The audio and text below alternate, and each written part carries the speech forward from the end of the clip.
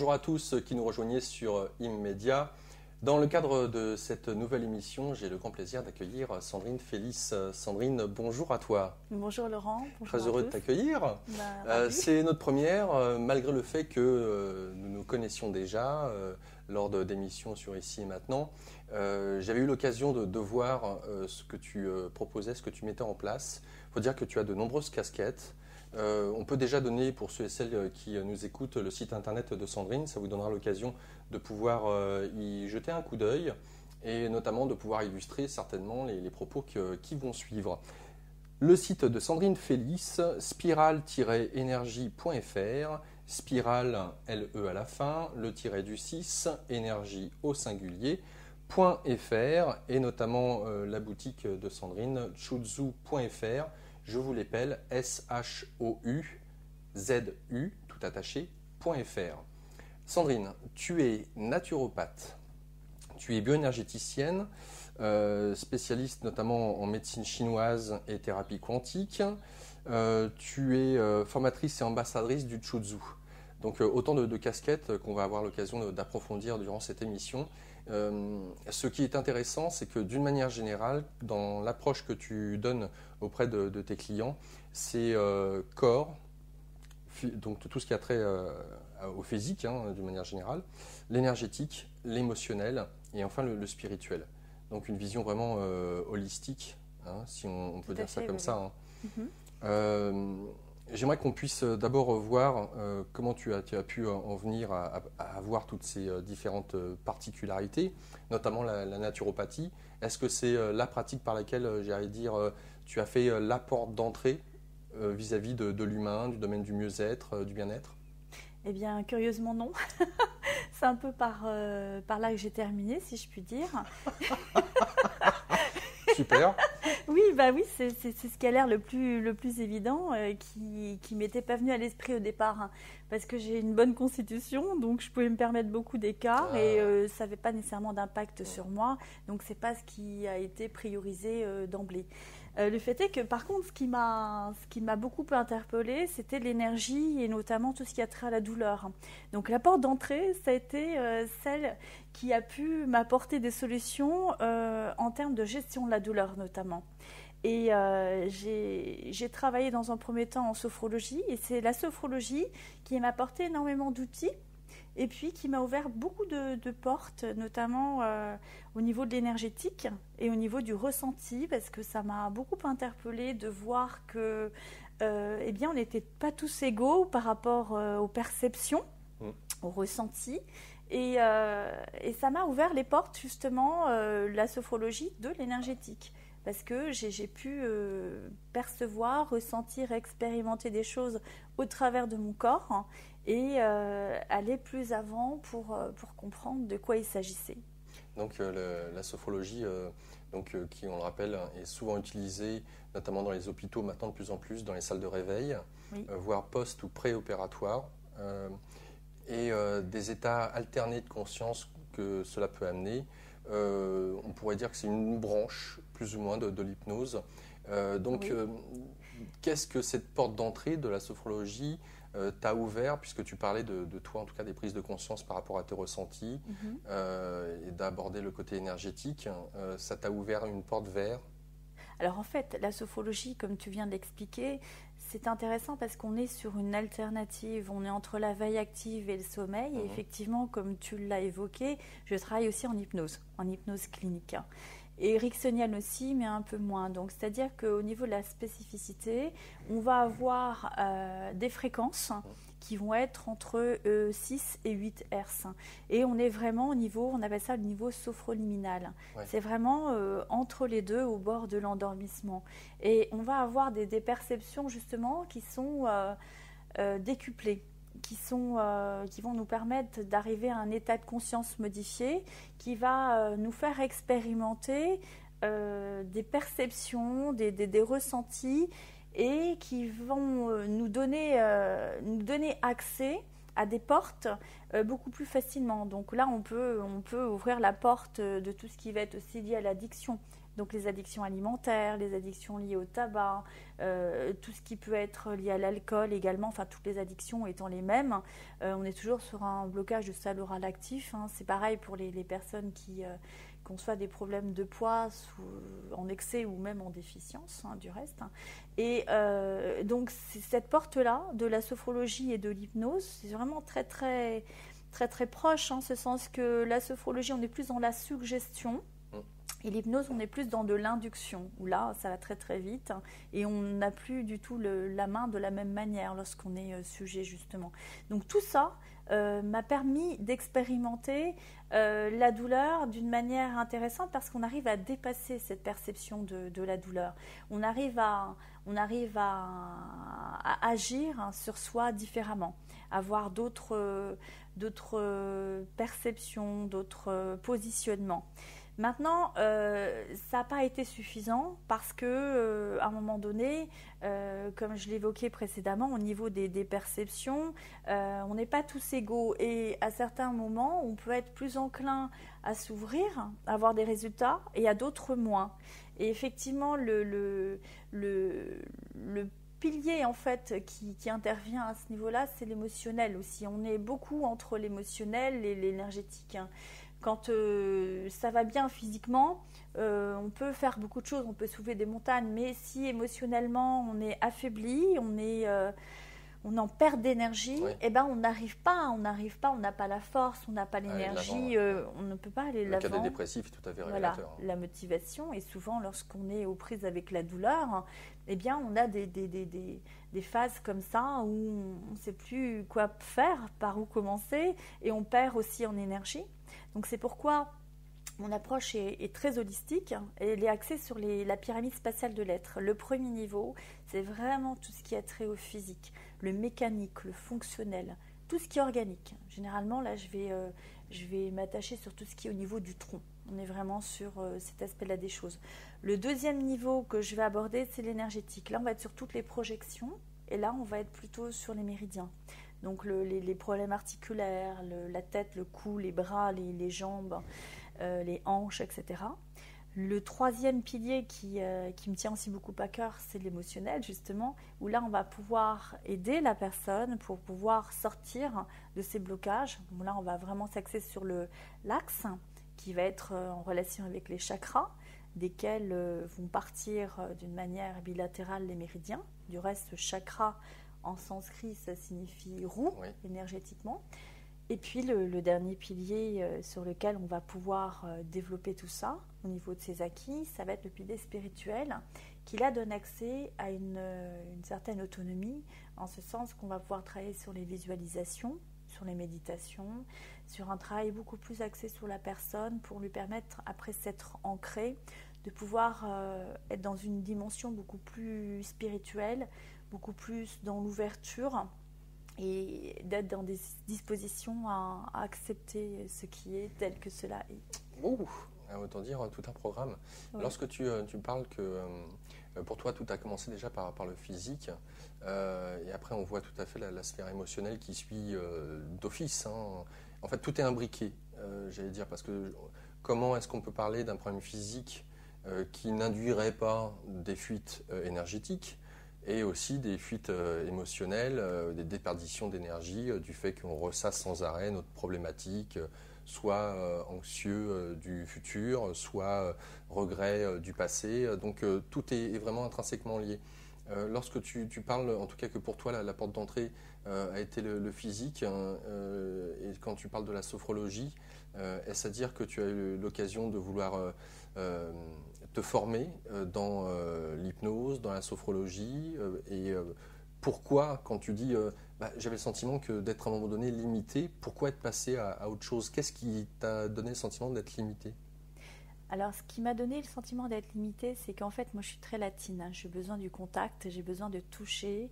Et en fait, j'ai effectivement fait énormément de formations. J'ai plus d'une quarantaine de diplômes à mon actif, hein, parce que j'ai voulu aller plus loin, toujours plus loin, pour bien comprendre les choses. Et j'ai fait donc la sophrologie avec le docteur Hubert, qui a travaillé au départ avec Caicedo dans les années 60. Mais j'ai voulu après aller plus loin. Donc quand j'ai repassé mes masters et mes masters avancés en sophro et en hypnose et autres, je les ai fait avec des écoles qui travaillaient au niveau caïcédien, justement, d'une manière holistique. Et qu'est-ce qui a fait que j'ai eu besoin d'aller plus loin? C'est qu'en fait, il y avait cette dimension où quand la personne n'était pas bien, on me disait « non, là, il faut orienter, tu peux pas, tu n'es pas psychologue, etc. » Donc, j'ai travaillé en psycho. J'ai une obédience freudienne, jungienne, lacanienne. Par contre, je vais travailler plus maintenant sur du coaching, sur de la relation d'aide. Je ne vais pas rentrer sur des dimensions trop psy, parce que ce n'est pas trop mon approche non plus, mais c'était important pour moi que de l'expérimenter. Et effectivement, en allant un petit peu plus dans le toucher, parce que j'ai également été dans tout ce qui est toucher thérapeutique, au niveau des techniques corporelles, j'ai fait du hama, j'ai fait du shiatsu, j'ai fait de l'ayurvédique, du strong mind, enfin toutes les techniques qui peuvent exister aujourd'hui, de la réflexologie au départ.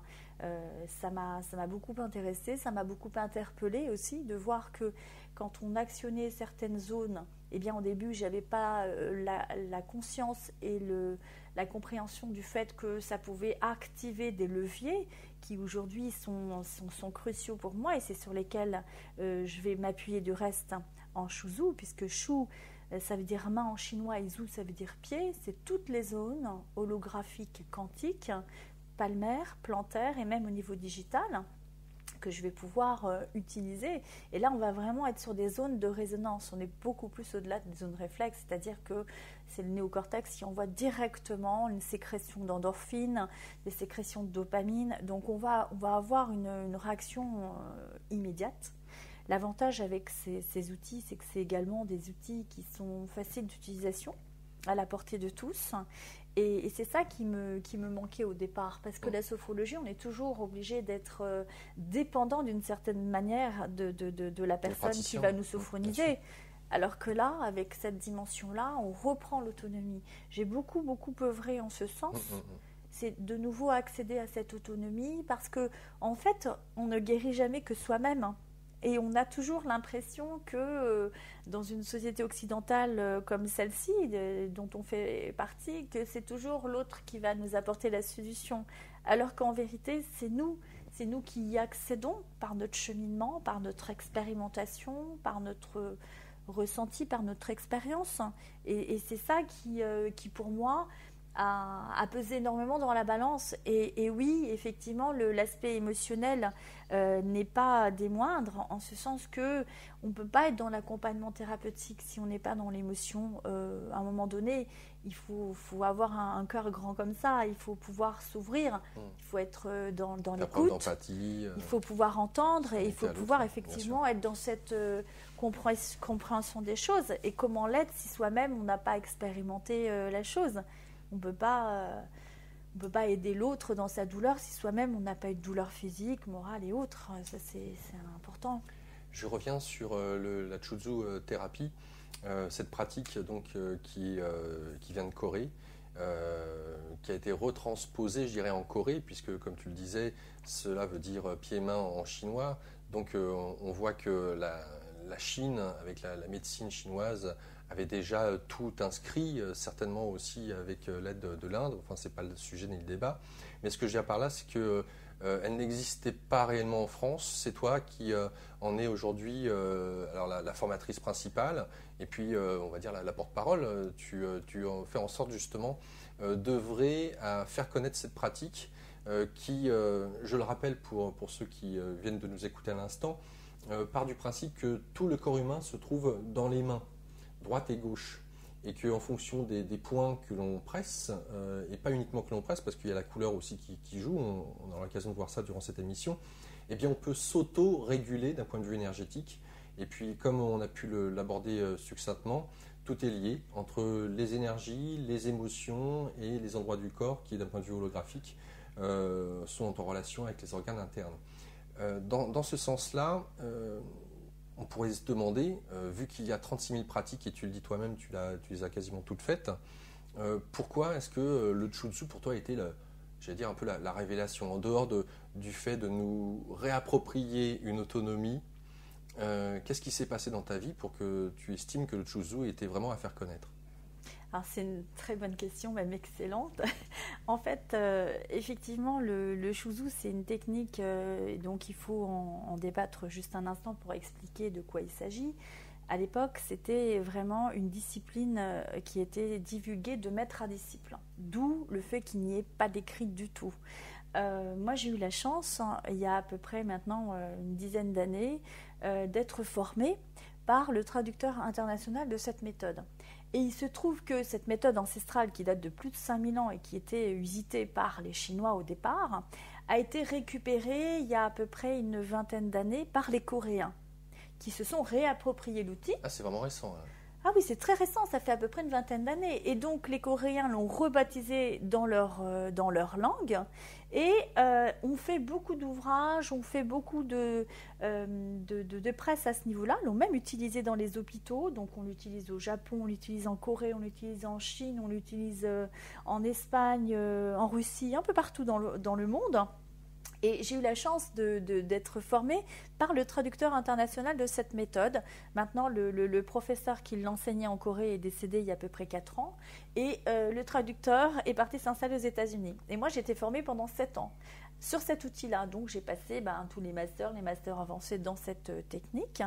Et ce qui manquait cruellement, c'était donc tout ce qui était technique et de faire le raccord sur les 4 piliers. Et c'est ce que j'ai voulu mettre en place et surtout le vulgariser pour le rendre accessible à tous. Et donc, c'est pourquoi j'ai mis en place tout un ensemble d'outils qui sont des didactiques, voilà, et qui vont être axés sur des jeux, en fait. On va y revenir juste un instant, parce que pour ce qui est de la question, oui. Qu'est-ce qui t'a séduit, si je puis dire, sur le Chuzhu? Eh bien, effectivement, pardon pour la question, je me suis emballée là-desdessus, mais simplement ce qui m'est arrivé un jour, j'ai fait pas mal de salons, pas mal de temps d'ailleurs, et je travaille sur des outils d'électroacupuncture énergétique. Et c'est toujours le cordonnier qui me l'a chaussée. Et à la fin de la journée, moi j'avais une névralgie cervico-brachiale. Je ne pouvais pas du tout bouger ni le bras ni le cou. Et quelqu'un justement est venu m'interpeller et en me disant mais si vous avez mal quelque part, n'hésitez pas, je vous retire ça tout de suite. Et là je me suis dit oui, ça m'a l'air facile. Et j'ai dit ok, allez-y, j'ai rien à perdre. Et il se trouve que cette personne-là était le traducteur international de cette méthode. Donc effectivement, en 2 temps, 3 mouvements, en m'appuyant sur 2-3 points, il a réussi à me débloquer ça et j'étais stupéfaite. Et en fait, pour moi, ça a résumé tout le parcours que j'avais déjà fait. Et à ce moment-là, effectivement, je terminais par l'alimentation. J'avais fait de la naturopathie avec Robert Massion, j'avais fait pas mal d'autres écoles, de heilpraktiker, etc. Et ça venait comme une conclusion, comme une évidence, puisque ça reprenait tout en fait, tous les piliers réellement. Et donc pour moi, ça a été une révélation. D'autant plus que ça m'a apporté l'outil que je recherchais en termes d'autonomie. Parce que moi, ce que je souhaite faire, au travers des séances que je fais en individuel, je fais tous ces piliers-là. Et à la fin, je rends les personnes autonomes. C'est-à-dire qu'après les changements de session, une fois qu'on a fait les rééquilibrages énergétiques, eh bien, ils ont leur signature énergétique avec leur possibilité de traiter leurs points. Et ils ont leurs différents piliers à faire, donc soit au niveau du physique, soit au niveau de l'énergétique, de l'émotionnel ou du spirituel. Donc ça fait lien en fait, c'est quelque chose qui est cohérent.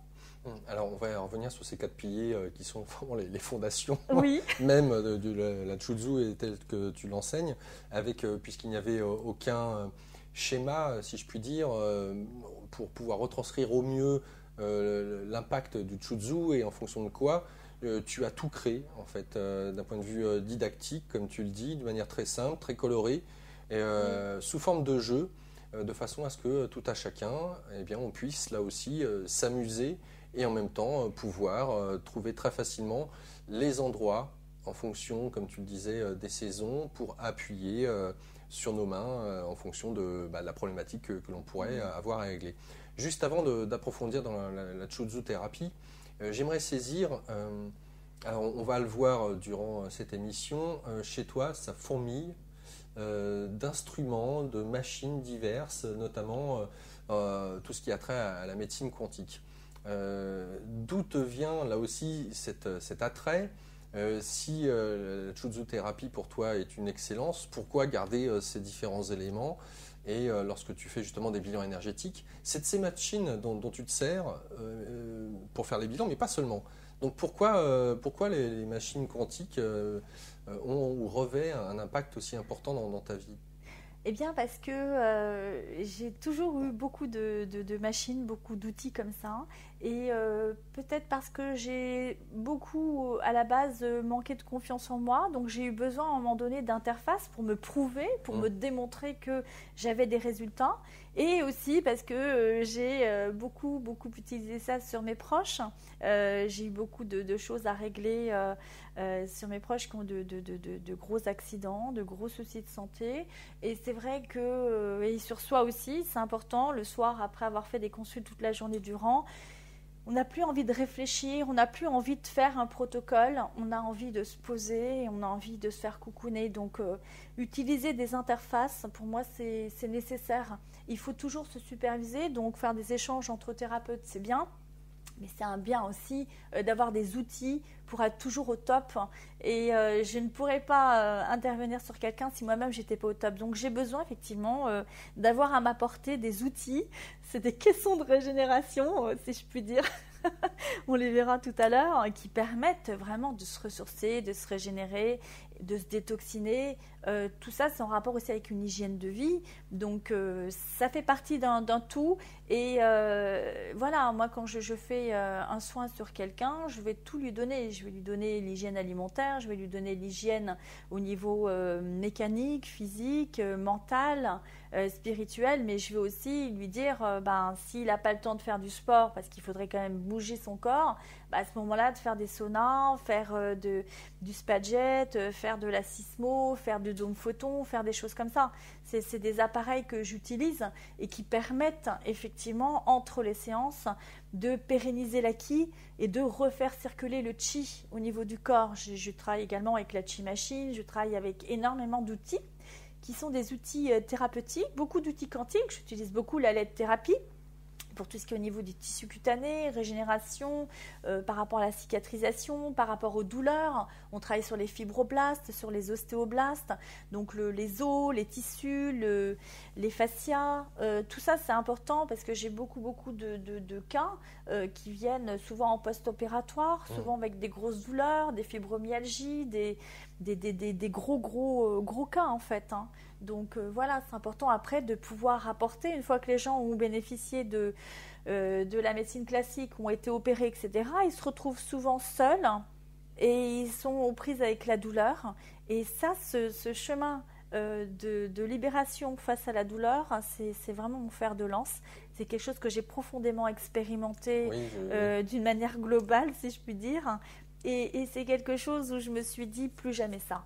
Aujourd'hui, je connais le chemin pour s'en défaire et j'ai besoin de le dire à la terre entière. Qui veut le découvrir me suit, il n'y a pas de souci.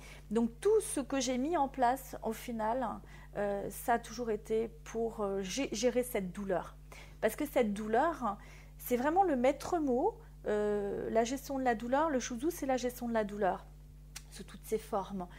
Ça peut être la douleur émotionnelle, ça peut être la dépression, ça peut être la douleur physique, ça peut être la douleur à tous les niveaux, la douleur yang, très aiguë, ça peut être la douleur chronique qui est là depuis longtemps, qui nous ronge. Donc cette douleur, c'est quelque chose, on ne peut pas vivre avec la douleur aujourd'hui. Et surtout les enfants. Moi, j'ai beaucoup d'enfants qui souffrent, j'ai beaucoup de personnes âgées. C'est des gens qui sont seuls, parce que les personnes âgées communiquent peu. Elles sont souvent aux prises avec elles-mêmes. Et les enfants, c'est pareil, ils n'osent pas, ils sont toujours un petit peu renfermés. Donc voilà, ça c'est aussi une cible très importante pour moi, que de pouvoir intervenir sur des typologies de personnes qui n'ont pas nécessairement l'acquis, la compétence, le cursus en énergétique, mais qui, en appuyant simplement sur une zone, vont pouvoir avoir un résultat. Et ce qui m'importe au travers de tout, c'est de donner le pouvoir à chacun. C'est l'énergie du don retrouvée en fait. C'est vraiment la capacité de s'autoréguler et de pouvoir réaliser qu'on a en soi cette fameuse énergie, qu'on est de l'énergie, qu'on est même de la lumière. On est au niveau quantique, on est de la lumière condensée, on a un être lumineux et on a cette capacité de guérison, d'auto-guérison. On va se régénérer, on refait de la peau, on refait de la croûte, on refait circuler l'énergie dans le corps. On a ça en nous. Et plus on est dans cette dimension-là, plus on est enclin à le refaire circuler. Et ce qui me tient à cœur, c'est de redonner cette énergie du don en soi. Voilà. J'aimerais saisir. Donc, on va aborder une grande partie de cette émission sur la Chuzhu-thérapie, parce que c'est ton fer de lance. Et comme tu viens de le dire, pouvoir se réapproprier soi-même sa propre santé et pouvoir être à même de gérer ses émotions, son propre corps, la douleur, etc. via le Chuzhu. J'aimerais qu'on fasse un tour d'horizon de ces différentes machines. Finalement, lorsque on vient de voir, quel serait l'intérêt pour toi de proposer d'utiliser telle ou telle machine alors qu'il y a le Chuzhu thérapie derrière. Donc, je sais que ces machines, alors on vient chez toi, on se trouve chez toi d'ailleurs, c'est assez impressionnant. Moi, j'avais jamais vu ça. Donc, si tu nous fais un petit tour d'horizon, la première, celle qui un engin spatial à elle toute seule. Qu'est-ce qui t'a séduit dans cette machine? Pourquoi l'avoir acheté et la proposer en service auprès de tes patients? Alors là, je pense que tu fais allusion au Spadjet. Ouais. Alors, le Spadjet, en fait, c'est effectivement une soucoupe volante. C'est un outil qui va permettre... Alors, ce n'est pas ce que je vais utiliser en premier, hein. C'est ce que je vais utiliser en dernier. Mais effectivement, c'est la cerise sur le gâteau et comme tu l'as vu, eh bien, avec ça, on arrive à vraiment pérenniser le résultat. Le Spadjet, en fait, il va travailler en luminothérapie, donc il va régénérer au niveau des fréquences et il va renforcer tout ce qui est au niveau des chakras.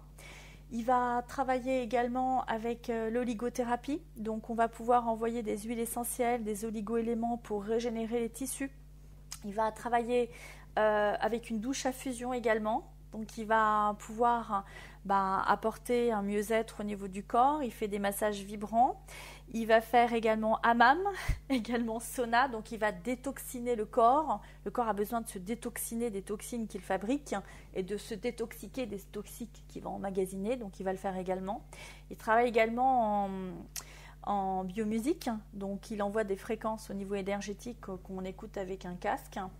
Et donc, je disais tout à l'heure, en rigolant, il fait même la vaisselle parce qu'il y a de l'eau en permanence, puisqu'on est massé avec de l'eau aussi, en permanence dessus, dessous, sur les côtés. C'est la relaxation totale, quoi. C'est absolument génial. C'est vraiment un outil qui est privilégié et que plein de personnes font entre les séances. Hein. C'est vraiment un joker, ça permet de pérenniser l'acquis.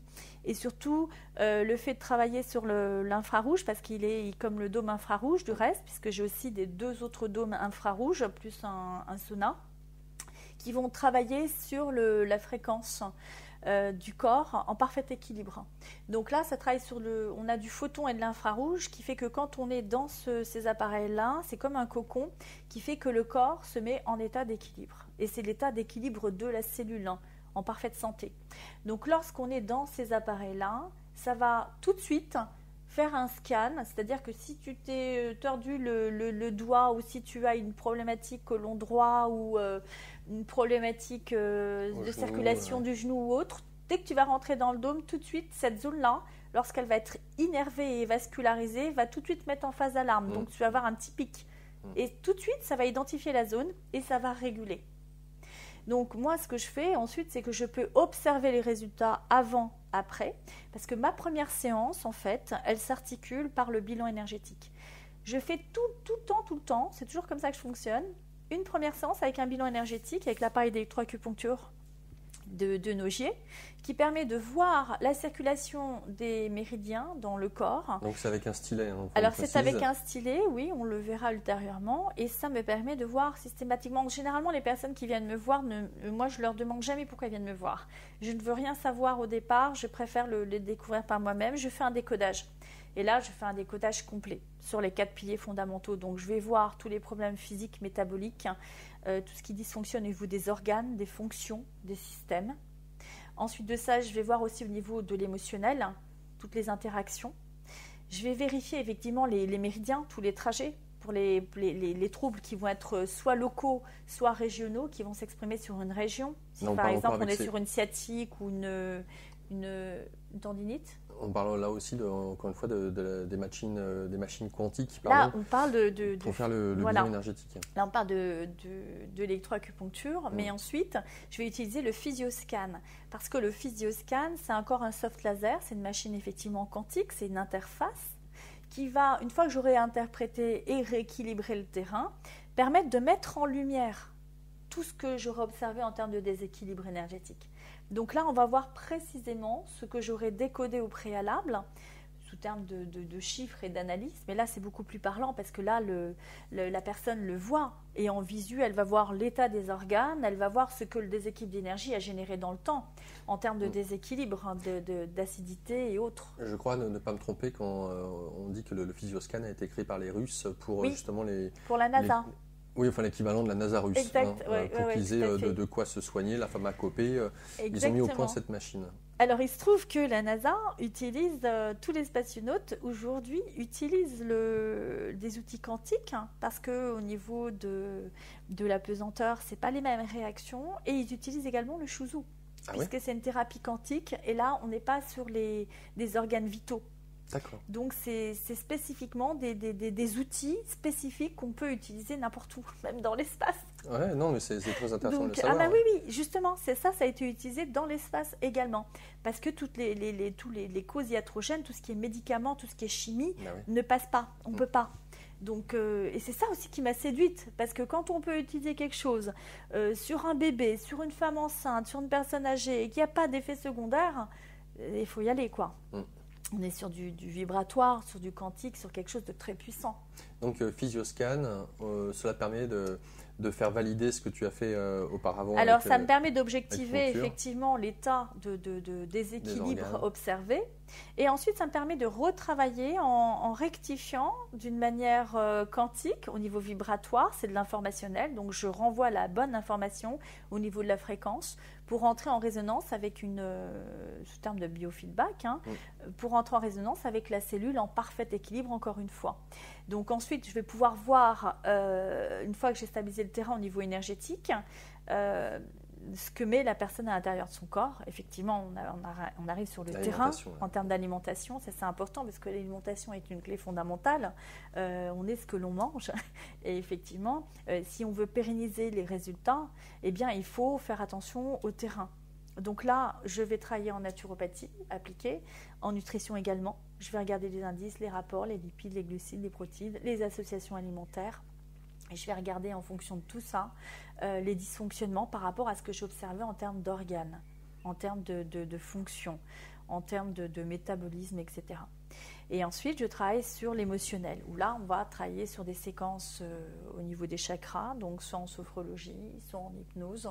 Et on va pouvoir utiliser encore d'autres appareils, comme aussi le Chi Machine, qui va permettre de travailler sur le 8 énergétique. C'est-à-dire ? C'est un appareil qui va permettre de refaire circuler l'énergie quantique au niveau de tout le corps. Et on va mettre les pieds sur un socle et le mouvement va faire que le 8 énergétique va se propager dans tout le corps. Et ça régule, encore une fois, l'information dans le corps. Donc, on n'est constitué que d'eau et toute cette eau-là va se réinformer. D'accord, donc tu fais un lien avec l'émotionnel à travers cette machine. Ah ben l'eau, c'est l'émotion. Et lorsque on vient te voir, est-ce que, de prime abord, je ne pense pas, mais tu peux me contredire, je ne pense pas que les personnes viennent spontanément parce qu'elles ont un problème d'ordre émotionnel. Quand on va sur ton site, et ce qui reflète surtout, c'est que tu es une praticienne avec la naturopathie dans le domaine énergétique. Donc, comment est-ce que tu arrives à faire le lien, si je puis dire, avec certains déséquilibres énergétiques que tu vois en fonction des organes?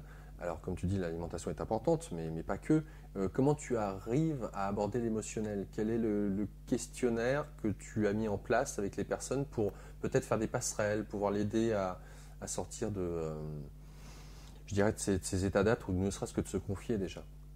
En fait, curieusement, on vient me voir pour tout, hein. On vient me voir pour des problèmes sexuels, pour des problèmes énergétiques.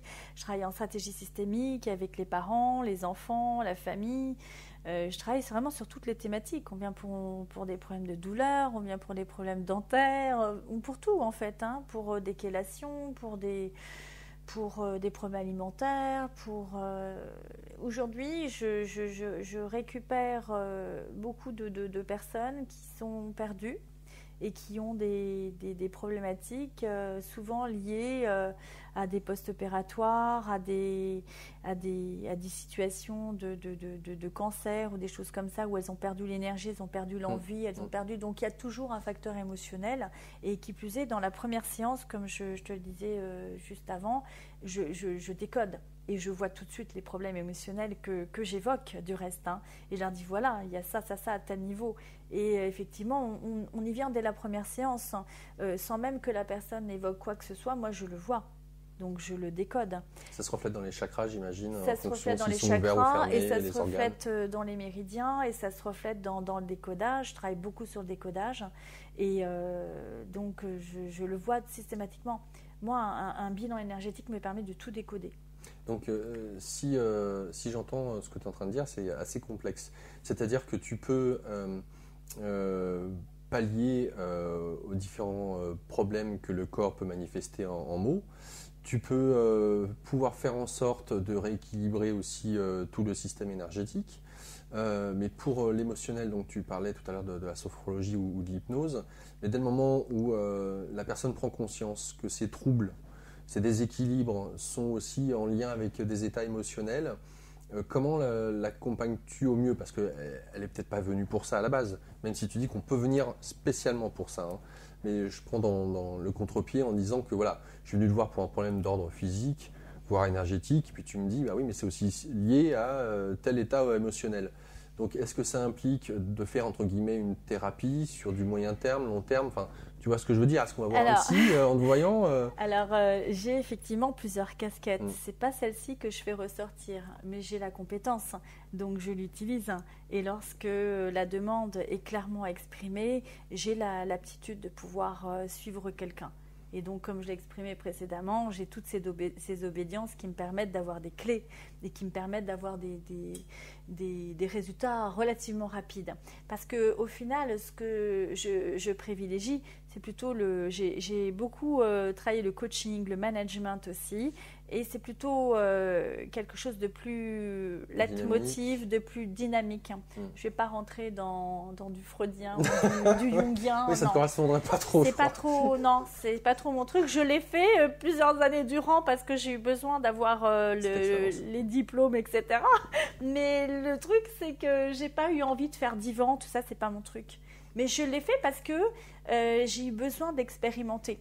Aujourd'hui, je peux, lorsqu'on parle de n'importe quelle problématique, on peut parler de kinésio, on peut me parler de rebirth, de n'importe quoi. J'ai fait toutes ces formations-là, j'ai tous les diplômes, mais je ne les affiche pas, bien évidemment, parce qu'au bout d'un moment, ça peut faire peur. Il se trouve que moi, c'est quelque chose qui me nourrit et j'ai besoin, ne serait-ce que pour la conversation, lorsque quelqu'un me parle de quelque chose, de savoir de quoi il me parle. J'ai envie de partager, j'ai envie de comprendre, j'ai envie d'être sur la même longueur d'onde. Et je ne pourrais pas prétendre être master en thérapie holistique si je ne connaissais pas les techniques qui existent. Donc, qu'est-ce que je fais sur mes temps libres? Je me forme. Oui, ça c'est ton gros kiff, t'adores ça. C'est mon kiff total. Et en fait, je retire toujours des petits outils. Alors voilà, que je mets à ma sauce. J'ai horreur de faire le protocole du protocole, j'ai horreur de ça. Par contre, je vais toujours prendre des petits outils que je vais réintégrer. je suis beaucoup dans la synthèse. Oui, c'est vrai. Je fais beaucoup d'analyse, je fais beaucoup de synthèse. Ça se retrouve pas mal dans les jeux d'ailleurs. Tout à fait, Parce que exactement. c'est vraiment un travail de synthèse globale de toutes les thérapies aujourd'hui qui existent. Et même dans le niveau physique, j'ai eu envie de mettre tout ce qui était en rapport avec les oligo-éléments. Et même, j'ai mis en place aujourd'hui avec un partenaire un logiciel Shuzu Therapy qui permet de faire le lien sur les 4 piliers et sur les oligo-éléments, l'homéopathie, que l'on peut traiter justement en Shuzu. C'est-à-dire qu'on va pouvoir prendre la bonne information, puisqu'on est sur du vibratoire et du quantique, le mettre sur le bon point et travailler en système de biofeedback. De surcroît, je reviens sur les différentes machines que tu as. On a eu l'occasion je crois, d'en faire le tour, me semble-t-il. Hein. Tu parlais de la luminothérapie. Oui. J'aimerais qu'on y revienne parce que alors c'est plus ou moins bien connu. Tu nous parlais des infrarouges. Et ça, je sais que c'est utilisé à différents niveaux, même au niveau des spas, etc. Oui, c'est très utilisé. Seulement, c'est pas uniquement un aspect du bien-être, on va dire, physique que cela peut apporter, mais ça joue aussi au niveau énergétique. Quand tu utilises la luminothérapie, alors c'est aussi en lien avec le Shuzu et les différents points de couleur, on y reviendra tout à l'heure. Exactement. Qu'est-ce que tu peux nous dire pour ceux qui ne connaissent pas du tout la luminothérapie, comment tu as découvert ça et ce qu'elle peut apporter d'une manière générale? Alors en fait, j'ai découvert ça toujours pareil avec le Shuzu, mais je l'avais déjà abordé au préalable avec la médecine quantique et avec la LED-thérapie. Et la LED-thérapie, je fais allusion au Milta-LED, au Quantapulse, etc. C'est encore des outils que j'utilise et qui viennent de Russie, et pour la plupart ou d'Allemagne. Et donc, l'approche de la luminothérapie, elle travaille en ce sens que chaque couleur a une fréquence qui lui est propre et une résonance. Et on va pouvoir travailler en résonance avec un système de fréquences, partant du principe que chaque chakra va avoir encore une fois, ou chaque organe, ou chaque système va avoir une fréquence qui lui est propre en état d'équilibre et en état de déséquilibre, de sorte qu'on va pouvoir travailler sur la bonne fréquence. Donc on va avoir des fréquences en luminothérapie qui vont être des fréquences harmonisantes, d'autres qui vont être des fréquences qui vont drainer, d'autres qui vont être des fréquences qui vont être antalgiques, d'autres qui vont être des fréquences qui vont stabiliser en soin. Et chaque fréquence va avoir une impulsion différente. Donc il y a la color thérapie que j'utilise, qui est une technique qu'on utilise avec des crayons biologiques qui vont permettre de pouvoir agir sur un mode d'information. On l'utilise en Shuzu sur les méridiens et sur les chakras. Mais il y a également après la luminothérapie. Et là, la luminothérapie, on va travailler encore une fois sur des couleurs, mais sur des prismes. Là, tu vois, on va être sur un laser avec ce petit embout qui va permettre de travailler effectivement les méridiens avec précision. Et ici, on va travailler les chakras. Et là, donc, on va travailler vraiment les chakras en profondeur, en fait. Voilà, les chakras en Shuzu. Et on a tous les prismes qui correspondent au point. C'est vraiment étonnant ce qu'on arrive à faire déjà et de voir à quel point ça s'est de plus en plus amélioré dans la technicité, fait de faire ce genre de lampe à faisceau. C'est vraiment assez extraordinaire. Et concernant effectivement tout ça, on a même également des outils infrarouges comme le Moxa électrique qui permet de travailler maintenant pareil sur des zones comme les chakras ou sur des zones beaucoup plus petites comme des points sur les points des méridiens. Et là, du coup, on n'a pas du tout tous les effets délétères que va avoir la fumée, fumée du bâton d'armoise. Donc tous ces outils-là, c'est des outils qu'on a en ligne sur la boutique et qu'on peut accéder, auxquels on peut accéder facilement et qui permettent cette autonomie justement. Parce qu'on a donné vraiment toutes les bases pour pouvoir les utiliser. C'est possible de les utiliser sans faire des cursus et des cursus de formation. Il suffit simplement de suivre la pratique que l'on a mise en place. Oui, d'accord, donc des protocoles bien spécifiques. Bien spécifiques. Donc revenons au Shuzu. Finalement, ça a mis du temps entre le moment où tu as fait ces jeux qui sont édités maintenant depuis quoi 2 ans. Oui, ça fait 2 ans. C'est ça, 2 ans c'est maintenant, oui. court, 2 ans et on a déjà pulvérisé le record des ventes puisqu'on est en 2e édition. Alors, justement, Voilà. t'en as combien? T'en as 3? Il y en a 4. 4. Il y a toute une collection en fait et le 4e là est en train d'être édité, c'est les chakras. Donc là on a les 4 jeux, on a le physique, le premier qui va travailler vraiment sur le tronc spécifiquement. Donc là on a les piliers, les 4 piliers. Les 4 piliers, voilà. Donc le physique pour le premier. Alors deuxième. le physique, ça va être les douleurs spécifiquement. Le deuxième c'est l'émotionnel, c'est les méridiens. Donc là les méridiens ça va être toutes les douleurs projetées. Le 3e, c'est les chakras, l'émotionnel. Et le 4e, c'est le spirituel, celui qu'on a beaucoup utilisé à la radio pour les méditations. Voilà. Donc, pourquoi avoir mis ça en place? Encore une fois, je reviens dessus parce que je sais le travail que tu as fourni pour les réaliser, faire en sorte qu'ils soient mis en forme. Tu as fait tous les dessins accompagnés d'un... Alors là, j'ai été surtout beaucoup aidée par Olivier Fausse, qui est le graphiste illustrateur. Et l'illustrateur de toute cette collection. Il a fait un merveilleux travail, c'est incroyable. Absolument merveilleux et d'une facilité de compréhension impressionnante. Et il intervient également sur tout le pilier numéro 1, justement, dans la naturopathie, dans l'alimentation vivante, dans les jus crus, dans toute cette approche-là globale de l'être au niveau du physique, dans tout ce qui va être exercice, dans tout ce qui va être prise en charge du corps en fait. Donc il a vraiment toute cette dimension aujourd'hui pour pouvoir intervenir sur ce pilier. C'était important effectivement que d'avoir après d'une manière spécifique des personnes qui puissent agir au niveau des différents piliers pour pouvoir promouvoir cet outil. Lorsqu'on parle de ces 4 piliers, et quand tu nous dis que la première édition du premier pilier, donc tout ce qui est astrophysique, est déjà écoulé, moi j'entends derrière que ce qui interpelle les gens de prime abord, c'est la fameuse douleur, vraiment le corps. Exactement. Est-ce qu'on vient aussi te voir en pourcentage, je dirais, sur l'aspect physique, émotionnel, spirituel et énergétique? Est-ce que les problèmes, les maux, les désordres physiques sont la première raison pour lesquelles on vient de voir? Oui, oui. C'est pourquoi, effectivement, il y a eu un engouement fabuleux sur cet outil. Parce que tout le monde, en fait, a eu énormément de résultats rapidement. Et voilà, c'est pour ça qu'aujourd'hui, je l'ai mis en place au niveau informatique pour qu'il y ait après vraiment quelque chose d'une prise en charge très facile où là on va cliquer sur un symptôme, sur un trouble et on va avoir directement toute l'approche, tout le protocole à mettre en place très facilement. D'ailleurs, tu faisais tout à l'heure écho avec ta petite loupiote, le crayon lumineux. Ouais. Je ne sais plus son nom. De voir que il pouvait agir aussi bien au niveau des méridiens que des chakras. Oui. Et juste en amont, tu nous parlais de ces fameux crayons naturels à utiliser en Shutsu. Pourquoi utiliser des crayons de couleur à appliquer en des points qui sont les points justement thérapeutiques en fonction des différents organes qui sont touchés, des douleurs, etc. Pourquoi mettre une couleur sur sa main? En quoi est-ce que cela peut jouer? Ah, excellent. En fait, tout va être en rapport avec la couleur.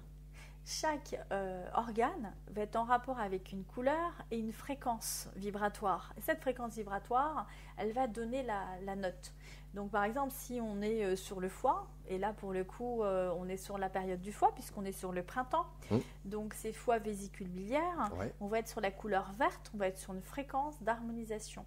Une fréquence qui va permettre de nettoyer, de détoxiner, de libérer les organes de tout ce qu'on a pu engrammer en termes de toxines, toxiques pendant tout ce qu'on a engrammé pendant l'hiver. Et donc, ça va être le tendinomusculaire, ça va être l'organe d'essence de la vue, ça va être tout ça. Mais c'est la couleur verte spécifiquement, pardon. Oui. C'est ça le mot, oui, spécifiquement, oui. Voilà. Tu l'as bon. Et donc, chaque énergie, donc par le fait, chaque organe étant lié à une saison, eh bien, on va avoir toutes les saisons qui vont être déclinées par rapport à des couleurs qui ont cette fréquence vibratoire qui va être en résonance avec l'organe. Et donc, si on active en plus avec de la lumière, eh bien, on va travailler encore plus au niveau quantique, au niveau vibratoire. Donc oui, ces couleurs, elles sont prépondérantes. Et moi, j'ai beaucoup été frustrée lorsque j'ai été formée par rapport à cet outil, parce que déjà, il n'y avait pas d'outils, il n'y avait pas de livres, il n'y avait rien vraiment. Et ce qu'on avait, c'était éventuellement des magazines, mais tout était en noir et blanc. Et moi, j'ai eu besoin de rajouter cette couleur, beaucoup de couleurs, et travailler sur le code couleur. Parce que la vie, ça doit être coloré. C'est ça, la vie, c'est de la couleur. Hein. Et ça, c'est important de mettre de la couleur dans sa vie. Donc voilà.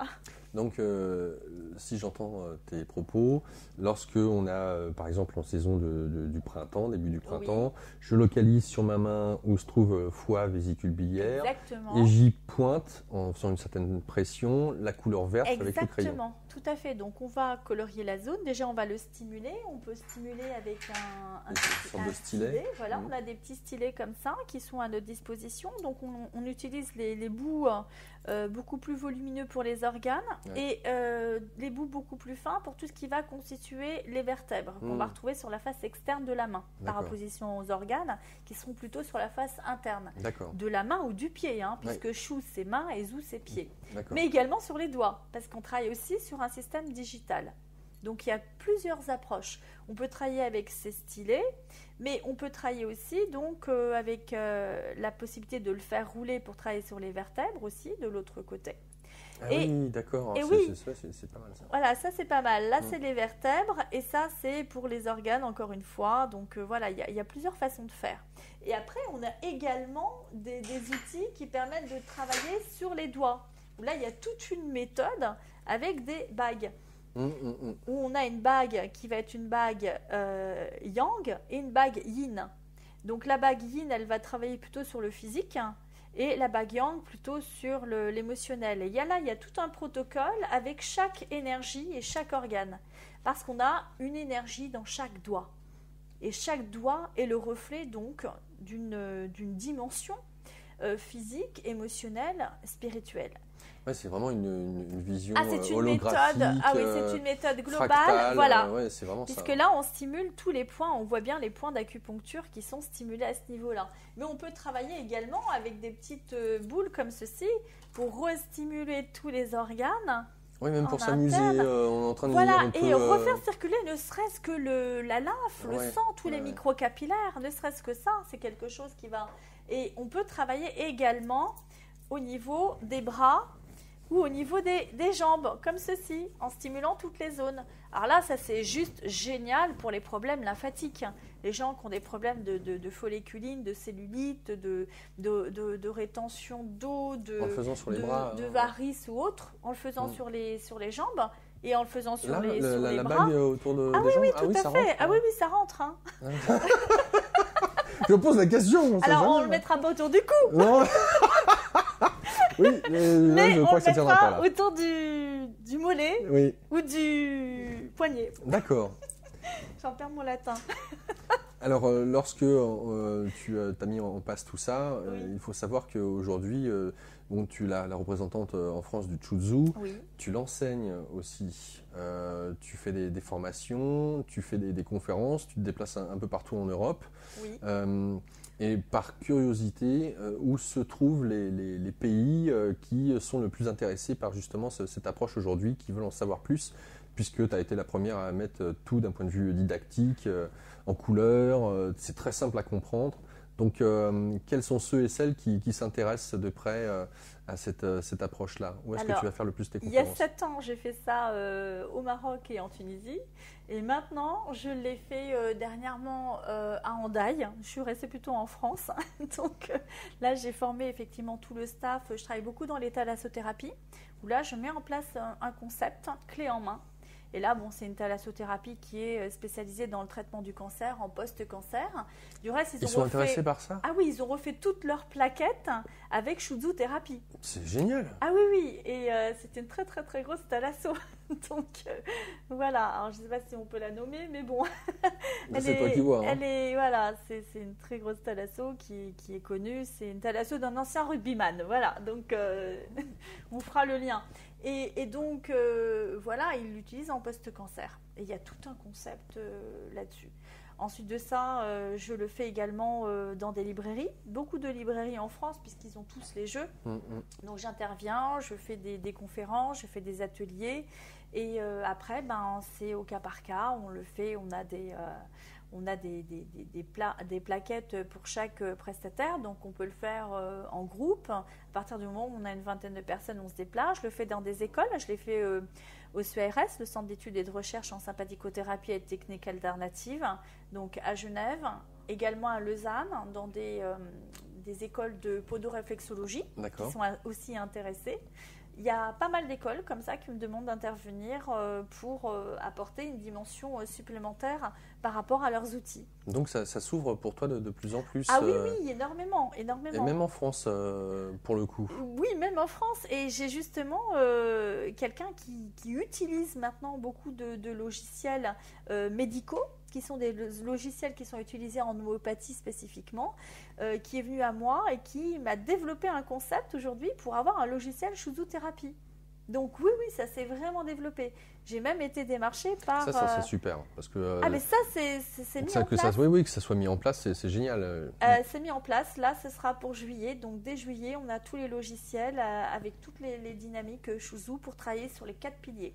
Et tu sais le nom de l'application qu'il faudra télécharger? Et ce sera sur shuzu.fr.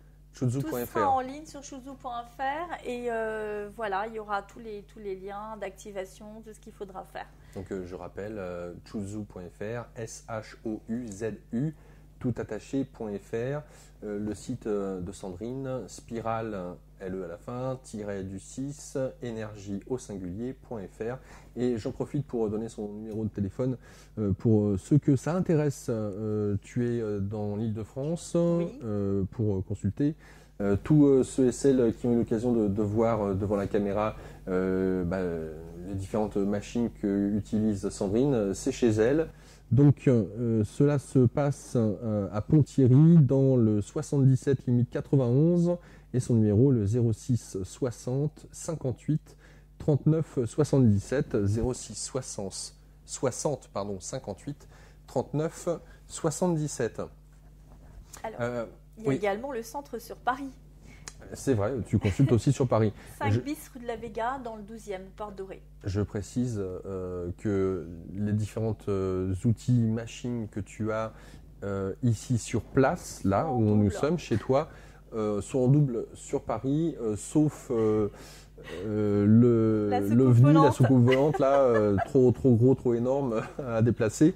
Voilà. Mais la plupart, en tout cas, sont possibles lors d'entretiens sur Paris. Oui, l'approche est la même. On revient sur les 4 piliers parce que finalement c'est très varié. Autant on peut utiliser le Shuzu en fonction des saisons pour détoxiner, faire du drainage et permettre d'avoir un rééquilibrage énergétique. Et comme on l'a aussi survolé tout à l'heure, ça peut être tout simplement par rapport à un mot, un problème d'ordre physique, émotionnel, énergétique. Je ne sais pas dans quelle mesure on peut être conscient d'un problème énergétique. Il faudrait peut-être avoir une certaine connaissance en rapport avec les méridiens et la connexion aux organes. Mais par contre, je pense que tout à chacun, on peut être à même de savoir si on a mal au foie, aux intestins, si on a de la migraine, si on est tendu au niveau des épaules ou des genoux, etc. D'où le fait justement que le premier boîtier, le premier jeu, est très bien marché. Les autres, par contre, pour toi, Sandrine, les 2e et 3e et 4e sont destinés à quoi, à qui, comment les utiliser? Alors, toujours pareil, en fait, c'est des outils d'autonomie et c'est juste ce que tu disais par rapport à l'énergie, mais le fait est qu'il y a plusieurs approches. Il y a vraiment l'approche qui va être curative, où là, on a besoin de traiter quelque chose rapidement parce qu'il y a une douleur, parce qu'on a identifié un trouble. Et là, effectivement, ça va être un type de clientèle. Et puis, il y a une autre approche qui va être une approche préventive, où là, on est plutôt dans une clientèle qui va revenir d'une manière récurrente 4 fois par an pour les changements de saison, pour pérenniser l'acquis, pour stabiliser. Donc le fait est que de toute façon, moi ça va faire maintenant plus d'une vingtaine d'années que j'exerce et je sais que j'ai des gens qui viennent depuis tout le temps parce que tous les changements de saison, ils veulent pérenniser ces acquis, ils ne veulent pas se déséquilibrer. Et le fait est que à partir du moment où on a dans un premier temps fait l'approche globale, eh bien, on a stabilisé, puisque le terrain est stabilisé. Il n'y a pas énormément de choses qui peuvent nous faire nous effondrer, si ce n'est que le quotidien. Mais on appréhende les expériences beaucoup plus sereinement, si je puis dire. Voilà, quelqu'un qui va être dans un deuil, dans quelque chose, dans un accident, dans un choc, dans quelque chose d'inattendu, va l'appréhender d'une manière beaucoup plus centrée, beaucoup plus axée, où là, il n'aura plus les mêmes répercussions physiquement, personnellement. Donc, il va être beaucoup plus dans le yang, beaucoup plus dans une projection extérieure, dans l'action, que dans le yin. Le yin, il s'apparente beaucoup plus au soma, au corps. Et lorsqu'on est dans le yin, c'est souvent qu'on n'a pas trouvé le moyen d'exprimer quelque chose. Donc l'expression va se retrancher au niveau de la matière dense, le soma, le corps. Et c'est souvent le cas, en fait. Et c'est ce qui se produit. Et c'est pourquoi le fait de stabiliser énergétiquement l'énergie dans le corps, eh bien, on n'a plus du tout le même positionnement et la même approche de la vie en général. On est plus dans la distance, on est plus dans l'acceptation de ce qui est tel que cela est. Et ça, c'est très important. Ça permet vraiment d'être plus dans son axe, centré, axé. Alors les méridiens, effectivement, eux, vont avoir la possibilité, une fois qu'on a stabilisé le physique, de pérenniser justement, de refaire circuler ces énergies correctement, d'avoir ces flux, d'être dans la perception du flux énergétique. On ne l'a pas nécessairement parce que c'est l'état normal. On le ressent lorsqu'on l'a perdu, l'énergie. En fait, c'est comme ça, c'est comme la santé. On ne se rend pas compte qu'on est dans un état de santé optimale. On se rend compte lorsqu'on a été malade et quand on recouvre la santé. Ouais. Et là, on se dit « Ah, je me sens bien ». En fait, c'est un état normal. Et quand on a perdu l'énergie et qu'on retrouve de nouveau cette énergie, là, on sait de quoi on parle. Effectivement, et cet outil-là sur les méridiens permet de refaire circuler l'énergie. Effectivement, on ressent cette énergie. Alors, ça va être des manifestations de picotement, de chaleur, d'engourdissement, de fourmillement, de frissons qui vont traverser le corps. Ça va être des phénomènes énergétiques qu'on va ressentir, qu'on peut observer. Et ensuite, concernant les chakras, on va se retrouver dans son axe et on ne sera plus du tout déstabilisé par l'environnement. Parce qu'au final, ce qui nous déstabilise réellement, c'est notre environnement. À partir du moment où on est bien dans notre axe, eh bien, c'est toujours pareil. Quand on est bien dans son axe, on peut être bien partout. On peut être bien sur une île déserte, sur un bateau, quelque chose qui bouge ou sur la terre ferme. Mais quand on est mal, on a beau changer d'endroit et on l'a tous expérimenté, ça ne sert à rien de changer d'endroit. On sera mal dans un super truc 5 étoiles et on sera mal voilà, n'importe où. En ville ou à la campagne. C'est ça le truc. Donc ce qu'il faut, c'est travailler son axe. Et ça, cet axe, c'est les chakras. C'est vraiment l'axe central. C'est l'axe vibratoire. C'est tout ce qui va être... à partir du moment où on a stabilisé les méridiens, vu que les méridiens sont les projections des chakras, automatiquement, on est dans son axe avec les chakras. Et lorsqu'on a fait tout ce travail, toute cette dimension, on peut accéder ensuite à la dimension spirituelle. Et là, on peut aller beaucoup plus loin dans cette dimension parce que ça nous permet de méditer, de visualiser, d'avoir des pistes de travail, de remise en question, des axes, des dimensions d'évolution ponctuelles.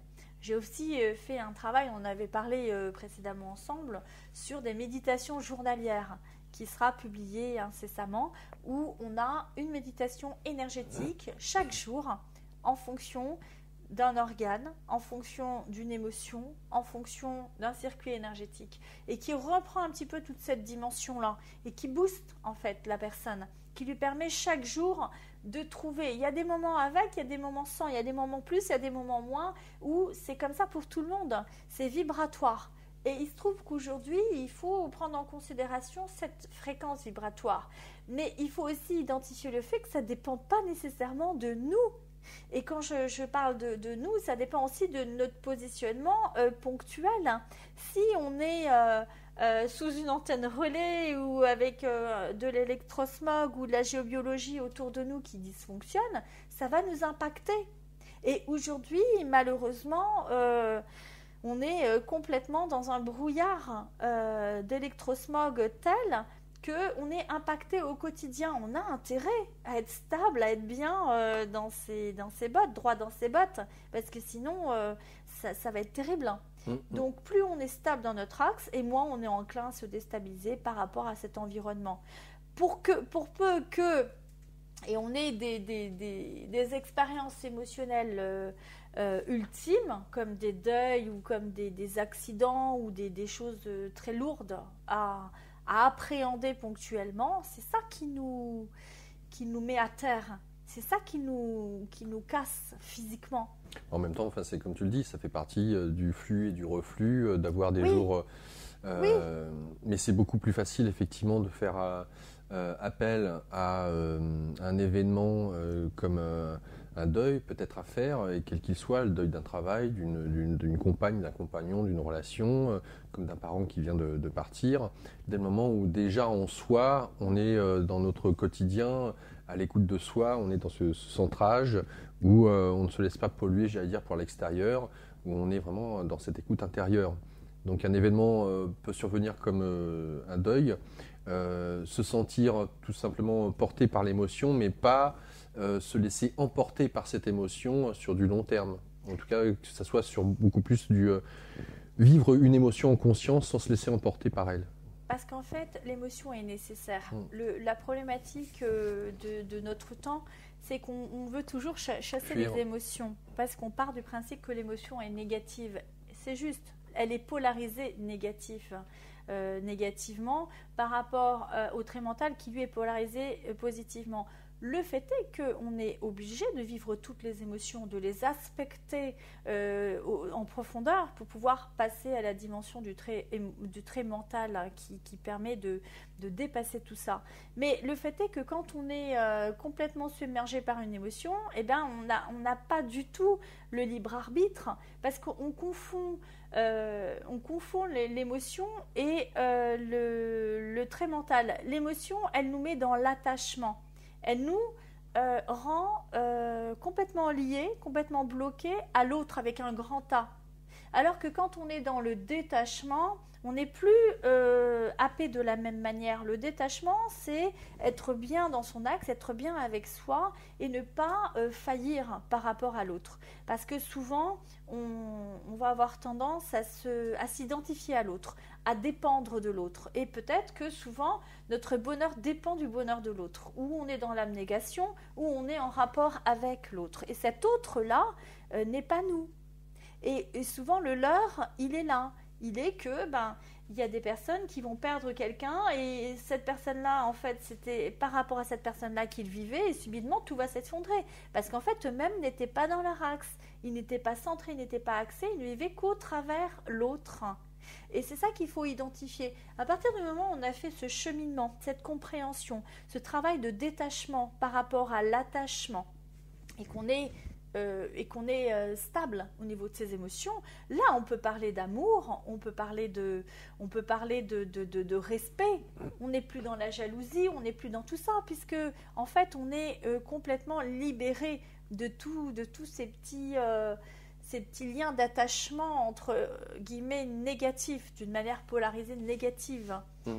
Donc oui, j'entends très bien ce que tu veux dire. Le leurre est là en fait. Oui, il ne s'agit pas de refuser de vivre ses émotions. Non, il faut les vivre, c'est important. Un enfant à qui on va réprimer la colère, ça va être terrible, parce qu'une colère rentrée, c'est un incendie à l'intérieur. Après, ça fait des non-dits, ça fait des mots dans le corps. C'est terrible. Et comme tu le spécifies, à la rigueur, puisque tu fais l'illusion ou l'allusion au petit enfant, un enfant passe du rire aux larmes sans aucun problème. Donc, ton invitation, si j'entends, c'est de vivre nos émotions, mais sans s'y attacher. Exactement. L'émotion est nécessaire. L'émotion nous permet de nous trouver. Du reste, le petit enfant, au départ, c'est comme ça qu'il commence à créer son identité. Et la première énergie qui va se dégager, c'est ça. Ça va être la colère. La colère, c'est le mouvement, c'est tout ce qui va être en rapport avec le regard. Le bébé, il n'a pas d'autre moyen de communication que ses yeux. Donc le regard et le mouvement, c'est le vent, c'est l'énergie du vent, c'est la première énergie. Et c'est ça qui va faire que, et c'est le cri aussi. Quand il va commencer à s'identifier à l'adulte, il va voir que quand il crie, l'adulte arrive. Quand il pleure, l'adulte arrive. Et quand il gigote dans tous les sens et qu'il fait une crise, l'adulte arrive. Et là, c'est comme ça qu'il va commencer à jouer. Il va faire ça de 0 à 10 ans. Donc on a une petite marge, mais il faut le faire avant, de ne pas trop non plus associer l'émotion colère à « j'obtiens par la colère ». Donc à un moment donné, il faut qu'il arrive à comprendre que, ok, à partir du moment où les mots sont là, il n'est plus nécessairement obligé d'aspecter l'émotion de la colère, mais il peut exprimer son mécontentement par le verbe, mais au moins le dire pour ne pas le somatiser. La colère peut s'exprimer sans pour autant s'expanser dans la violence. Colère n'égale pas violence. Colère n'égale pas boum. Voilà. Je pense que c'est... Tout ça pour dire que... ça peut résonner d'autant plus avec les événements que nous vivons actuellement. Parce que ce qui est intéressant, justement, c'est qu'on peut tout à fait pallier à cette colère par la zen attitude, par la méditation. Et c'est ce que l'on propose comme atelier, des ateliers de méditation, des ateliers zen, où justement on canalise toute cette énergie qui n'est pas expansée, et pour la transcender. La transcendance de l'émotion, elle est fondamentale. À partir du moment où on travaille sur son axe, mais encore une fois, il faut expérimenter toutes ces émotions, les aspecter dans toutes leurs dimensions, les comprendre, les accepter, les reconnaître pour pouvoir les dépasser. Quelqu'un qui se refuse d'être dans la colère, dans la joie, dans l'anxiété, etc., c'est quelqu'un qui se ment. On est dans un leurre. Donc, à un moment donné, c'est important de pouvoir les observer, de les reconnaître, de s'identifier à elles en se disant « oui, effectivement, dans cette situation, je me suis retrouvée dans un sentiment, dans une émotion de ceci ou de cela. C'était plus ou moins légitime pour moi parce que je fonctionne comme ceci ou comme cela, mais aujourd'hui, je reconnais que éventuellement, j'aurais pu agir autrement, exprimer ça différemment et contrebalancer. » Donc les méditations guidées que tu fais, est-ce qu'elles sont axées sur une thématique ou est-ce que c'est... je te donne un exemple, puisque je n'en sais strictement rien. Méditer en focalisant sur un point, sur une partie du corps. Voilà. Est-ce qu'il y a un thème particulier? Effectivement, il y a plusieurs façons de faire. On travaille déjà sur les énergies. Donc, on travaille en fonction de chaque énergie pour travailler sur chaque partie du corps. Et ensuite, on travaille sur la perception. On travaille par binôme et on travaille en groupe. Et on travaille seul. Ça permet aussi de ressentir les énergies, voilà, perception de énergétique, ressentir ses flux, de se réapproprier son pouvoir de canalisation, de perception, de clairvoyance, de clairaudience. On va accéder à tous ces sens. On n'a pas que 5 sens ou 6 sens, on en a énormément. Et tous ces sens-là nous permettent à un moment donné d'accéder à notre moi intérieur profond. Le self, c'est qui on est profondément. C'est le soi, c'est vraiment quelque chose qui nous identifie, qui nous qualifie en tant qu'être spirituel incarné. Exactement. Ouais. Donc, tu nous parles de méditation. Est-ce que tu fais ça ici chez toi? Est-ce que tu te déplaces? Comment est-ce que ça se passe? Exactement. Donc, je fais ça. J'ai un dojo ici. J'ai encore une autre salle à Paris. Et sinon, je le fais également dans des séminaires d'été ou des séminaires aussi de printemps. Et là, on loue des espaces où on le fait un peu partout en fait. Et on travaille beaucoup maintenant avec d'autres structures, des professionnels à la demande. Et on crée des modules spécifiques pour des écoles, pour des spas, etc. Quand tu parles d'école, tu parles d'école, ça peut être école publique au niveau énergétique. Ou privée? Alors oui, okay. Non, c'est plutôt un public d'adultes. Spécialisé, oui. Oui, voilà. D'accord, donc des formations que tu proposes, d'accompagnement, ça peut être vraiment dans un esprit de complémentarité que tu peux proposer ces fameux modules aux écoles. Exactement, sur différents outils. Du reste, chacun va s'y retrouver puisqu'on travaille toujours sur une dimension qui va intéresser. Par exemple, le physique, ça peut intéresser, et beaucoup s'intéressent d'ailleurs, les ostéos, les kinés, tous ceux qui sont dans le corps médical, les infirmières. L'énergétique, ça va intéresser beaucoup les acupuncteurs, beaucoup les kinésiologues, beaucoup les gens qui travaillent avec l'énergie, les magnétiseurs. Les chakras, ça va intéresser beaucoup les psychologues, tous ceux qui sont en sophrologie.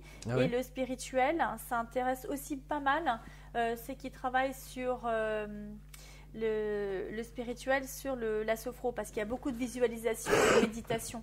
Donc il y a beaucoup de sophrologues qui utilisent ce jeu-là. Alors aujourd'hui, pour toi, lorsque tu nous fais part de ta vision d'accueillir ces émotions, tu as répété de nombreuses fois durant cette émission de pouvoir accueillir ce qui est. On peut aussi peut-être se dire que dans notre vie de tous les jours, c'est difficile d'accepter que je n'ai pas d'argent pour payer mes charges ou mes crédits, que c'est difficile ou compliqué avec mon compagnon, ma compagne, avec des amis, mon travail, etc. Donc, est-ce que tout ce que tu nous dis, alors, je le sais pour te côtoyer depuis un petit moment, que c'est quelque chose qui est vécu, que c'est de l'expérience, que tu as eu l'occasion à travers tes propres, là aussi, tempêtes de vie, avoir l'occasion de mettre en pratique et de mieux saisir aujourd'hui ce que peut être un accompagnement sur ces différents piliers dont tu parles. Maintenant, lorsque dans la vie de monsieur et madame tout le monde, on vit ces différentes tempêtes, comment ou qu'est-ce que tu aimerais dire à ces personnes qui se sentent dépassées, surtout qu'aujourd'hui, on voit ce que le gouvernement, la loi travail, l'économie, tout ça fait que on pourrait ressentir beaucoup de pression, un peu de toutes parts finalement, difficultés financières, difficultés émotionnelles, sentimentales, et en même temps tu nous dis accepter ce qui est. Comment faire pour toi? Quel serait un des éléments clés ou un des outils clés que tu pourrais donner auprès des internautes pour essayer de traverser ces différentes tempêtes en étant peut-être le plus proche de leur écoute intérieure? Alors effectivement, on a pu en discuter ensemble. Tu connais mon parcours, chemin de vie neuf. J'ai effectivement vécu le dépouillement, me retrouver sans rien du tout, sans emploi, sans logis, sans rien du tout. Ça a été des moments pas faciles. J'ai tout reconstruit et ça à plusieurs reprises. J'ai vécu pas mal de choses qui m'ont permis aujourd'hui de comprendre dans quelle situation de détresse on peut se retrouver, aussi bien physiquement que mentalement. Et effectivement, c'est dans le dépouillement que j'ai vécu mes plus grandes richesses. Et sincèrement, c'est à ce moment-là où je me suis dit, voilà, j'ai la santé, j'ai la forme, voilà, je ne peux rien perdre maintenant, j'ai tout perdu. Qu'est-ce que je peux justement, à quoi je peux me raccrocher? Qu'est-ce qui peut faire que je vais y arriver? Eh bien, en fait, pas une seconde, j'ai été dans la peur de rester dans cette énergie-là. Je me suis toujours dit, ok, j'ai à vivre ça, pourquoi je le vis? Je me suis toujours questionnée sur le pourquoi. Et à un moment donné, je me suis dit, bon, ok, arrête de chercher. C'est pas les chercheurs, les trouveurs. Maintenant, tu veux trouver, dis-moi ce que tu veux ça. Alors, j'ai toujours ce petit dialogue intérieur. Moi, je dis toujours que c'est mon ange gardien, mais voilà, je me suis toujours dit, ok, maintenant, ma fille, ma petite chérie, je me dis toujours des mots gentils. Je dis, ma petite chérie, maintenant, j'ai pas toujours été comme ça. Au début, c'était, mais c'est pas possible, mais quelle idiote. Donc, ne jamais se dire des mots négatifs, toujours se dire des mots positifs et avec amour et toujours être dans la gratitude. Et dans ces moments-là, je me suis dit, voilà, j'ai mes parents, autour de moi, j'ai des gens qui n'ont plus leurs parents, j'ai mes enfants, j'ai la santé, voilà. Et j'ai vu toujours le petit plus en me disant, voilà, finalement, je ne suis pas restée handicapée, finalement ceci, finalement cela. Il y avait toujours une petite lumière qui faisait que je retrouvais toujours le plus du plus qu'il fallait que je voie, qu'il y avait, quoi. Et il y avait ça qui brillait, il fallait que je le voie. Et j'ai continué à avancer. Et dans ma tête, je me suis dit, ok, un pied devant l'autre. Quand j'ai commencé à à m'installer, j'ai commencé au début, je travaillais juste dans une pièce, c'était une chambre. Et donc, j'ai progressivement avancé, construit, doucement, mais sûrement. Et à chaque fois, je ne me suis pas dit, mais comment je vais faire? Je me suis toujours dit, je vais faire ça.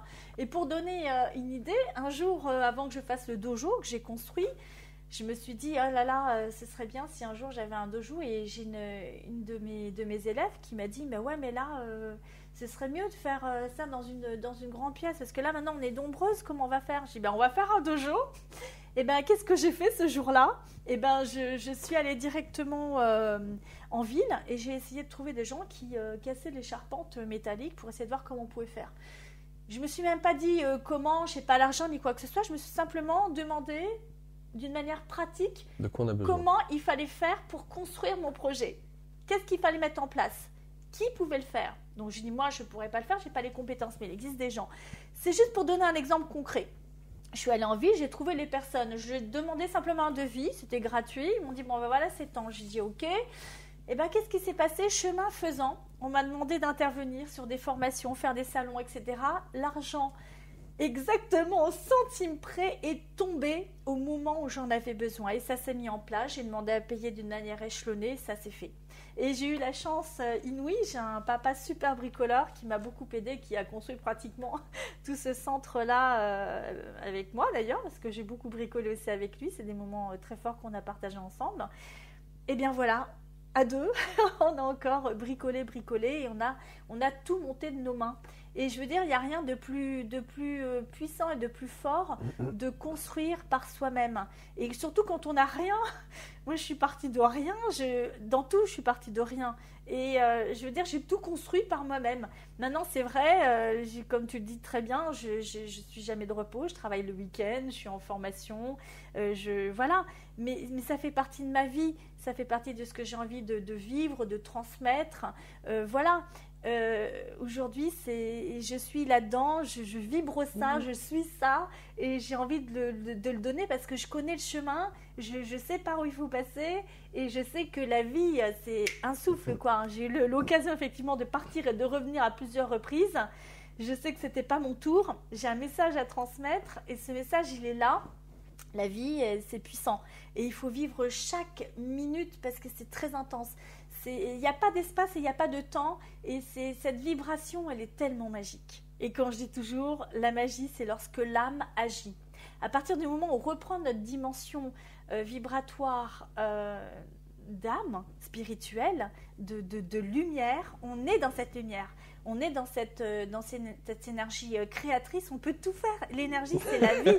Et je dis toujours, et c'est ça en fait, moi dès que j'ai quelqu'un en face de moi, de n'importe quel déprime il soit, dans n'importe quel état qu'il soit, on est deux, on n'est pas tout seul. Je dis toujours, allez maintenant on est deux et on va y arriver. Et on y arrive. Et moi, mon objectif, ça devient l'objectif de la personne. Et tant que je n'ai pas le résultat, je lâche pas le morceau. Et je ne lâche pas le morceau. Et là, j'ai quelqu'un à qui je pense très profondément. C'est une petite jeune fille qui m'a été amenée par une autre personne. Et cette petite jeune fille, elle avait des problèmes de douleur suite à 2 opérations. Ils lui ont retiré un rein, ils lui ont retiré encore l'appendice et ils l'ont charcuté et il y a eu un problème post-opératoire. Et au bout d'un moment, ils l'ont jeté, voilà, à chaque fois en lui disant, bon, le travail est fait, la douleur, elle a des douleurs constamment, du matin au soir. Et je ne la lâche pas, je l'ai récupérée depuis quelques mois. Et je cherche par tous les moyens, j'ai travaillé les diapasons, j'ai travaillé les fascias, j'ai travaillé la vibration, j'ai travaillé la lumino, je travaille tout. Et là, maintenant, on commence à voir des résultats. Cette douleur qui était constante est devenue intermittente. Il s'est passé quelque chose. Mais rien que ça, c'est super, parce que moi je vois aujourd'hui dans son regard qu'elle arrive à dormir. Avant, elle n'arrivait pas à dormir, elle se réveillait toutes les nuits. Mais c'est horrible. Moi, j'entends la demande et ensuite de ça, je me suis dit, ok, qu'est-ce que tu m'as donné pour y arriver? Si cette personne est venue à moi, c'est que j'ai quelque chose à lui donner et on a un échange. Sinon, elle ne serait pas venue jusqu'à moi. Aujourd'hui, c'est pas n'importe qui arrive jusqu'en face de moi. Je dis que toujours, c'est les rendez-vous de la vie. On a toujours en face de nous la bonne personne qui nous fait avancer, qui nous fait évoluer, qui nous fait apprendre. Et moi, j'apprends énormément. Et je suis super enseignable, j'adore apprendre. Moi, la vie, c'est une école et j'ai beaucoup de chance d'être en vie, quoi. Donc, on n'a pas conscience qu'on est en vie, en fait. C'est quand on est en train de partir, quand on quitte ce corps, qu'on se rend compte qu'on était vivant. Et là, on se dit non, au secours, je vais revenir, promis juré, je vais en faire quelque chose, promis juré. Et donc, j'ai toujours dit ça à chaque fois que je suis partie. Et à chaque fois que je suis revenue, j'ai dit bon, maintenant, il faut que j'en fasse quelque chose. Et il faut que je sois OK avec tout OK autour de moi. Il faut que j'ai résolu les choses, il faut que j'ai réussi à dire les choses, il faut que je m'exprime, il faut que j'en fasse quelque chose. La vie, elle nous apprend sur nous. Et c'est ça la dimension, c'est ça la vibration. Et voilà. Alors, au cas où vous ne l'aurez pas entendu, je le rappelle, Sandrine Felices, puisque c'est d'origine espagnole. Felice, c'est quand même la joie. Je crois qu'elle le porte bien, elle le vibre bien. Et ta société, bien évidemment, c'est Agape. Oui. Agape France. Autant dire aussi que, tiens, je te laisse nous définir un petit peu pourquoi avoir choisi Agape. Eh bien, ça, c'est la magie, ça, c'est le cadeau. Et alors, je crois que c'est mon ange gardien, encore une fois, qui me l'a apporté. Alors, je vais essayer de faire très rapidement, mais quand j'ai changé de voie, parce qu'au départ, j'étais beaucoup dans le management de groupe, comme je le disais tout à l'heure, je formais des hôtesses et stewards, j'ai fait formatrice, chef de bord, puis directrice opérationnelle, donc j'ai géré pas mal de choses. Et à un moment donné, j'ai dit, OK, quand je me suis retrouvée avec plus de 500 personnes à gérer et qu'on m'a dit, mais matricule temps, tu jettes, j'ai dit non. Et là, je me suis dit, je ne veux pas faire ça. Moi, je veux construire, je ne veux pas détruire. Et je me suis retrouvée frustrée. C'est pour ça que j'ai fait cette reconversion. Je me dis, je vais faire de la sophro et je vais amener ça dans cette compagnie. Et effectivement, moi, je suis arrivée avec mes idées superflues. C'était en 89. Ils m'ont dit, mais attendez, nous, on n'est pas là pour faire du social. Alors que maintenant, on trouve des massages dans les aéroports, des trucs comme ça. Voilà. Bon, enfin bref, c'était pas le moment à l'époque. Le fait est que ça m'a permis à moi de trouver cette dimension que j'avais envie de trouver. Et je faisais donc une expérience de sophrologie avec le docteur Hubert. Et donc, à un moment donné, il y a une jeune femme qui est arrivée, qui était toujours très négative. Et elle arrivait en disant, écoutez, c'est bizarre, j'ai vu le mot tolérance, je me baladais dans Paris, j'ai vu ça. Et là, dans ma tête, je me suis dit, waouh! J'ai dit, mais si, c'était ça. Pour moi, ça a été une révélation. Et dans ma tête, je me suis dit, waouh! J'ai dit, moi, je voudrais le mot amour. Et moi, dans ma tête, je mettais le prince charmant, le truc pas possible. Et j'ai fait ma séance de sophro, mais voilà, je pensais plus à rien, comme si de rien n'était. Puis d'un seul coup, au lieu de voir l'arbre, au lieu de voir exactement ce qu'on me demandait d'enracinement, qu'est-ce que j'ai vu? Le mot amour. Très lumineux, écrit en blanc. Je me suis dit, waouh! Et en fait, je me suis sentie en amour, dans cette fréquence vibratoire, dans cette énergie. C'était du feu de Dieu. Et donc, c'était que le début. Et quand je suis sortie du cours, j'ai pris le métro. Il y avait marqué le mot amour par terre. Et j'ai dit, waouh, mais c'est pas possible. Je me suis mise dessus, j'ai senti cette énergie. Et je suis retournée après, j'ai vu mon prof, je dis, écoute, tu te rends compte ce qui m'arrive? Il me dit, c'est bizarre, c'est une drôle de synchronicité. Peut-être que tu commences à être un peu médium. Je dis, non, c'est pas possible, c'est pas normal. J'étais toujours encore dans le déni. Et là, à un moment donné, je sors du métro et qu'est-ce que je vois? Le mot amour entrelacé dans deux cœurs. J'ai dit, oh là là, mon Dieu. Et ça n'a pas arrêté. Et quand j'ai monté ma société, j'ai dit, comment je pourrais l'appeler? Alors au début, je dis aide à la gestion des aptitudes et performance de l'être. Agape. Agapo, en grec, ça veut dire amour. Ah ouais, c'est excellent. Et je me suis dit, waouh, c'est trop génial. Et après, j'avais une amie qui s'appelait France, avec qui j'avais commencé à travailler en énergétique, etc., qui est partie, qui est de l'autre côté, qui est d'ailleurs, à mon avis, bien présente même aujourd'hui. Et donc, j'ai appelé Agape France pour elle, en fait. Ah, pour yes. nous. Et c'est ça, France. C'est France, ouais. Mon amie. D'accord. Voilà. Et donc, c'est ma société, mais maintenant, mon nom de marque, mon nom d'auteur, c'est Spirale Énergie, en fait. Parce que c'est la spirale énergétique de la vie. Et j'ai tellement été happée par cette spirale, par le haut, par le bas, que maintenant, je ne pouvais pas utiliser autre chose que ça. Parce que c'est vraiment l'énergie, en fait, qui me meut. Je suis dans cette énergie et voilà. Un grand merci Sandrine pour nous avoir véhiculé toutes ces énergies positives et nous avoir expliqué ce que tu faisais, comment tu le transmettais, comment tu pouvais aider ceux et celles qui viennent à toi avec l'amour qui qui est ton cœur.